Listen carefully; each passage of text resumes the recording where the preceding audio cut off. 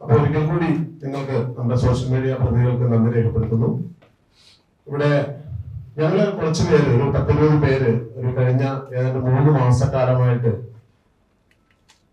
കാണുന്നത് ഒരേ സ്വപ്നങ്ങളാണ്. ഒരു സ്വപ്നത്തിന്റെ പിന്നാലെയായിരുന്നു ഞങ്ങളുടെ സഞ്ചാരം. നിറമുള്ള ആ സ്വപ്നത്തിന് ഒരു പേര് വേണമെന്ന് തോന്നിയപ്പോ ഞങ്ങൾ അതിനൊരു പേരിട്ടു.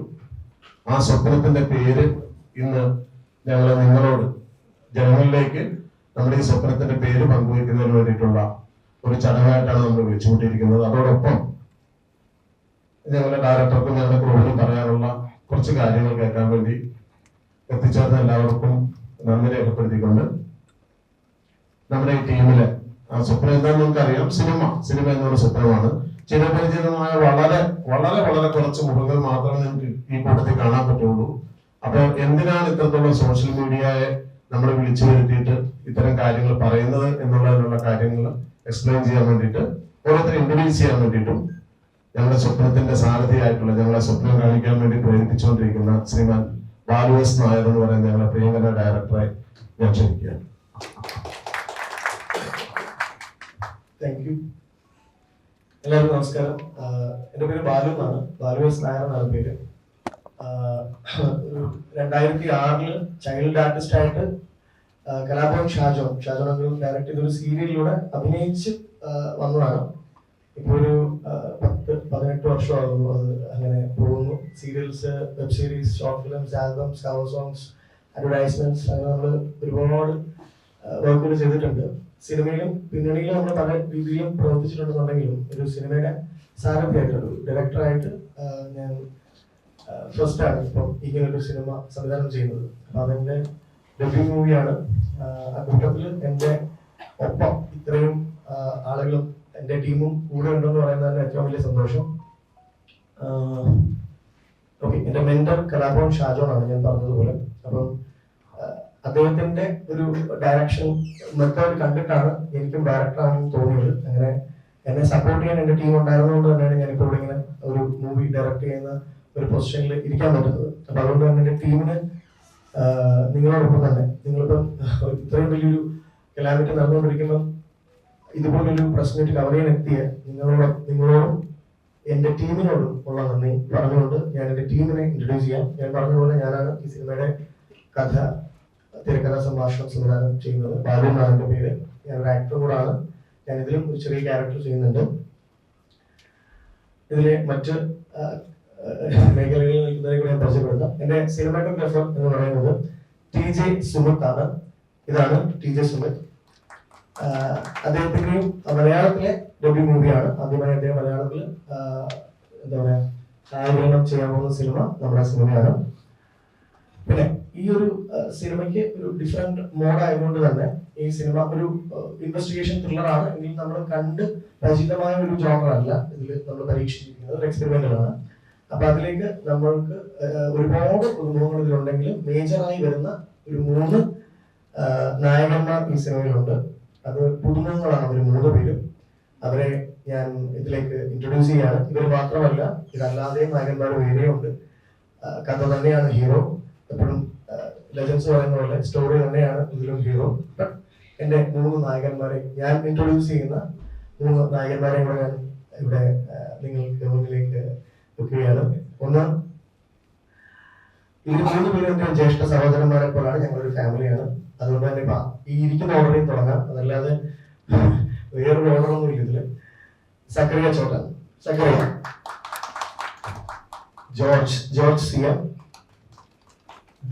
ദേവി പ്രസാദ്. ഇവർ 3 ഈ സിനിമയിലെ സുപ്രധാനമായ 3 വേഷങ്ങൾ കൈകാര്യം ചെയ്യുന്നവരാണ്. അതോടൊപ്പം തന്നെ അത്രയും തന്നെ ഒരു പ്രധാനപ്പെട്ട വേഷം കൈകാര്യം ചെയ്യുന്ന ഒരാളാണ്. അതും ഒരു പുതുമുഖമാണ്. ഞാൻ പ്രസന്റ് ചെയ്യുന്ന ആർട്ടിസ്റ്റാണ് Jaleel bro, tip top Jaleel. ഞങ്ങളുടെ നിർമ്മാതാവായിട്ടുള്ള അരുണിനെയും ഞാൻ ഈ ഒരു വേദിയിലേക്ക് ക്ഷണിക്കുകയാണ്. അരുണിന്റെയും ഫസ്റ്റ് മൂവിയാണ് ആസ് എൻ ഇൻഡിപെൻഡന്റ് പ്രൊഡ്യൂസർ.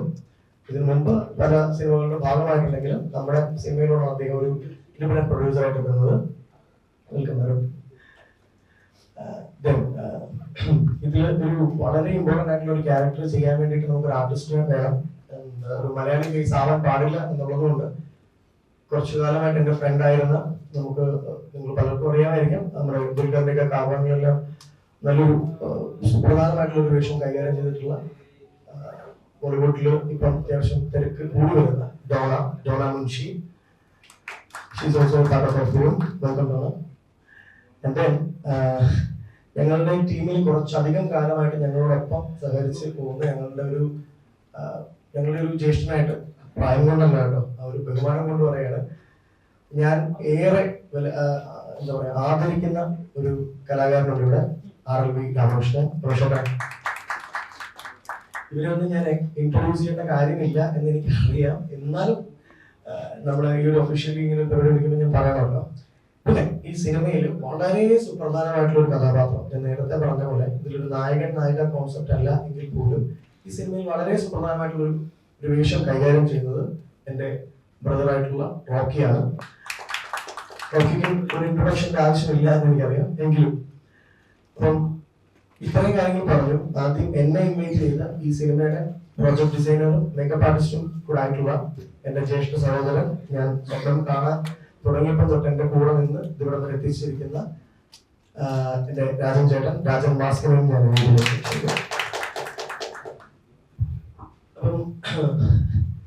അപ്പം അത്യാവശ്യപ്പെട്ട് നമ്മളിങ്ങനെ ഒരു പ്രസ് മീറ്റ് നമ്മൾ തുടങ്ങിയതിന്റെ കാര്യം എന്താണെന്ന് വെച്ച് കഴിഞ്ഞാൽ, നമ്മൾ ഈ അടുത്ത് കറക്റ്റായിട്ട് പറയുകയാണെന്നുണ്ടെങ്കിൽ മിഥുന മാസം അവസാനിക്കുന്ന ദിവസം നമ്മളൊരു പൂജ നടത്തിയിരുന്നു, ഒരു പൂജാ സെറമണി നടത്തിയിരുന്നു. അത് ലീമർഡിയനിൽ വെച്ചിട്ടായിരുന്നു നമ്മൾ പൂജ നടത്തിയത്. ആ പൂജ നടത്തിയതിന്റെ കാരണം വേറൊന്നുമല്ല, ഈ പറഞ്ഞ പോലെ കുറച്ച് വിശ്വാസങ്ങളൊക്കെ ഉണ്ടല്ലോ, കർക്കിടക മാസം തുടങ്ങുന്നതിന് പൂജ നടത്തണമെന്നൊക്കെ പറഞ്ഞിട്ട് നടത്തിയ ഷൂട്ട് ഈ മന്ത് കുറച്ചുകൂടെ കഴിഞ്ഞിട്ട് നമ്മൾ സ്റ്റാർട്ട് ചെയ്യത്തുള്ളൂ. ഒരു പോർഷൻ നമ്മൾ കവർ ചെയ്തിട്ടുണ്ടെങ്കിൽ പോലും മേജർ പോർഷൻ നമ്മൾ ഈ ഒരു മന്ത് ഹാഫ് കഴിഞ്ഞിട്ട് നമ്മൾ സ്റ്റാർട്ട് ചെയ്യുള്ളൂ. അപ്പൊ പൂജ നടത്തിയതുമായി ബന്ധപ്പെട്ട് കുറച്ച് പ്രശ്നങ്ങൾ നമ്മൾ നേരിട്ടിട്ടുണ്ടായിരുന്നു. അപ്പൊ അതിന്റെ ഒരു ക്ലാരിഫിക്കേഷൻ തരാൻ വേണ്ടിയിട്ടാണ് നമ്മൾ മെയിൻ ആയിട്ട് ഇന്ന് ഇവിടെ എത്തിയിരിക്കുന്നത്. പൂജ ലൈമറഡിയിൽ വെച്ച് നമ്മൾ പറഞ്ഞ പോലെ നടത്തിയപ്പോൾ റോക്കിയും അതുപോലെ തന്നെ ഞാൻ നേരത്തെ പറഞ്ഞില്ലേ, റോക്കി എന്നൊക്കെ പറഞ്ഞാൽ എന്റെ സുഹൃത്തും കൂടാണ്. അതുപോലെ തന്നെ നാദ്ര, എന്റെ മറ്റൊരു സുഹൃത്താണ്, നിങ്ങൾക്ക് അറിയായിരിക്കും, നാദ്ര മെഹർ, ബിഗ് ബോസ് ഫെയിം.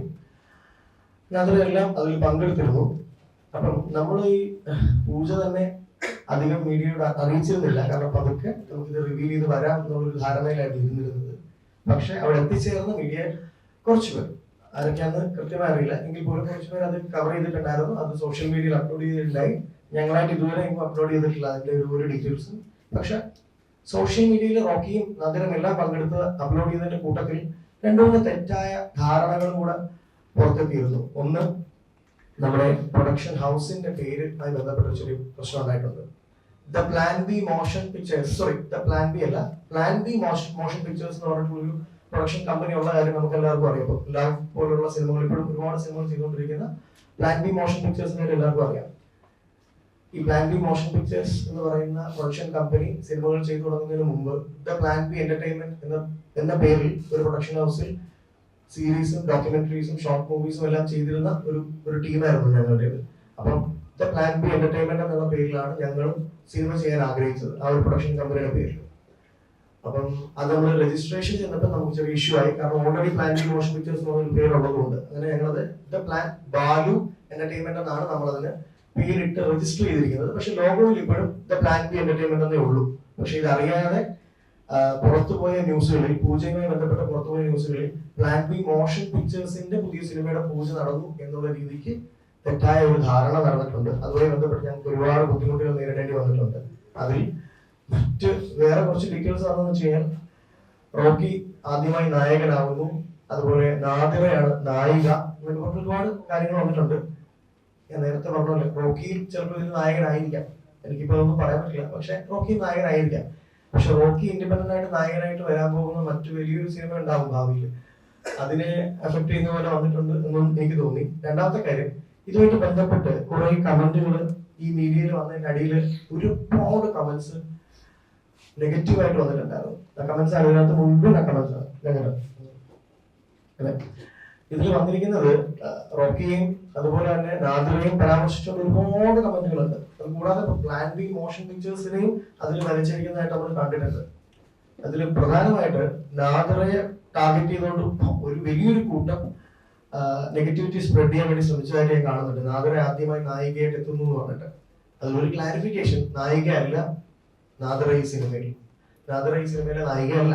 ഒന്ന്, ഇനി ആണെങ്കിൽ തന്നെ നാദിറ നായികയാണെങ്കിൽ തന്നെ ഇത്രയും നെഗറ്റിവിറ്റി സ്പ്രെഡ് ചെയ്യാനുള്ള കാര്യമുണ്ടോ എന്ന് എനിക്കറിയില്ല. ഒരുപാട് കുറച്ച് മാത്രമേ ഞാൻ എടുത്തിട്ടുള്ളൂ, എല്ലാത്തിന്റെയും പ്രിന്റ് എടുത്ത് നോക്കാൻ നമുക്ക് പറ്റില്ലല്ലോ. ഒരുപാട് നെഗറ്റിവിറ്റി ഇതിലേക്ക് വന്നിട്ടുണ്ട്. ഇതില് നമ്മൾ ലീഗലായിട്ട് ചിലർക്കെതിരെ മാത്രം, അത് നാദിറയാണ് ആ ചോയ്സ് എടുക്കേണ്ടത്, നമ്മുടെ കോളല്ല, നാദിറയുടെ കോളാണത്. നാദിറ ചിലർക്കെതിരെ ലീഗലായിട്ട് കേസിന് പോയിട്ടുള്ള കാര്യങ്ങളെല്ലാം നിങ്ങൾ ഓൾറെഡി ഇപ്പൊ ചിലപ്പോൾ ഓൺലൈൻ മീഡിയയിൽ കണ്ടിട്ടുണ്ടായിരിക്കും. നാദിറയുടെ ഇൻസ്റ്റാ ഹാൻഡിലൊക്കെ ചെക്ക് ചെയ്ത് അറിയാൻ പറ്റും. നാദിറ കുറച്ചു പേർക്കെതിരെ കേസ് കംപ്ലൈന്റ്സ് ഫയൽ ചെയ്തിട്ടുണ്ട്. ഓക്കെ, നമ്മളുടെ പ്രൊഡക്ഷൻ ഹൗസിന്റെ ഭാഗത്ത് നമ്മളിപ്പോൾ ആർക്കും കംപ്ലൈന്റ്സ് ഒന്നും ഫയൽ ചെയ്യുന്നില്ല. നാദിറ ഡയറക്റ്റ് ആണ് ചെയ്തിരിക്കുന്നതെങ്കിൽ പോലും ഇങ്ങനെ ഒരു നെഗറ്റിവിറ്റി സ്പ്രെഡ് ചെയ്യേണ്ട കാര്യമുണ്ടോ എന്നുള്ളതാണ് എനിക്കിപ്പം ഓഡിയൻസിനോട് ചോദിക്കാനുള്ളത്. അപ്പൊ മീഡിയ വളരെ എന്താ പറയുക ലൈറ്റ് ആയിട്ട് എടുത്തുകൊണ്ടൊന്നും ആയിരിക്കത്തില്ല. മീഡിയ നമുക്കൊരു സപ്പോർട്ട് തരുന്നതിന്റെ ഭാഗമായിട്ടാണ് നാദിറ നായികയാവുന്നു, അല്ലെങ്കിൽ റോക്കി നായകനാവുന്നു, റോക്കിയുടെ ആദ്യ സിനിമ എന്നൊക്കെ പറഞ്ഞ് നല്ല പോസിറ്റീവായിട്ടാണ് മീഡിയ റിപ്പോർട്ട് ചെയ്തിരിക്കുന്നതെങ്കിൽ കൂടെ ഓഡിയൻസ് അതിൽ ഒരുപാട് പേര് ഈ പറഞ്ഞ പോലെ കമന്റ് ചെയ്തേക്കുന്നത് കൂടുതലും ഈ പറഞ്ഞ പോലെ ഫേക്ക് ഐഡിയസ് ആണ്. ശശി പന്നലാൽ എന്നൊക്കെ പറഞ്ഞിട്ട് ഒരുപാട് മിനി സ്ക്രീൻ അങ്ങനെയാണ് ഇങ്ങനെയാണെന്നൊക്കെ പറഞ്ഞ് ഒരുപാട് നെഗറ്റീവ് കമന്റ്സ് വന്നിട്ടുണ്ട് നാദിറയ്ക്കെതിരായിട്ട്. നമുക്കറിയാം ബിഗ് ബോസ് എന്ന് പറയുന്ന ഒരു വലിയൊരു ഒരു വേദിയിലൂടെ ഇവര് ഒരുപാട് കാര്യങ്ങൾ ചെയ്ത് നമ്മൾ കണ്ടിട്ടുണ്ട്. പ്രത്യേകിച്ച് നാദിറ അവരുടെ ഒരു കമ്മ്യൂണിറ്റി, ട്രാൻസ്ജെൻഡർ കമ്മ്യൂണിറ്റിയുടെ ഒരു വലിയൊരു ഐഡന്റിറ്റി ആയിട്ട് മാറിയിട്ടുണ്ടായിരുന്നു ബിഗ് ബോസിലൂടെ.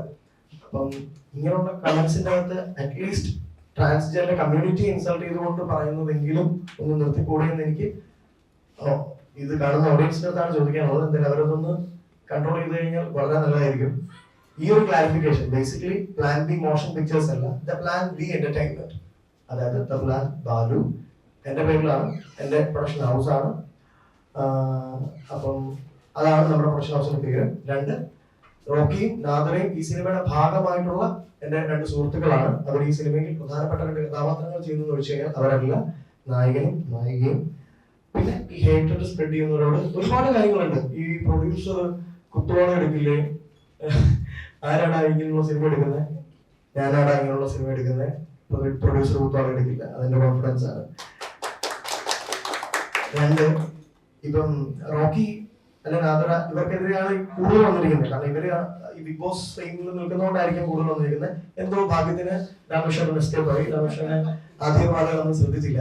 എന്തായാലും ഈ വന്നിരിക്കുന്ന ഈ നെഗറ്റീവ് കമന്റ്സ് മുഴുവൻ ഈ സിനിമ ഇറങ്ങി കഴിയുമ്പോൾ പോസിറ്റീവ് കമന്റ്സ് ആക്കി മാറ്റും എന്നുള്ളതാണ് എന്റെ കോൺഫിഡൻസ്.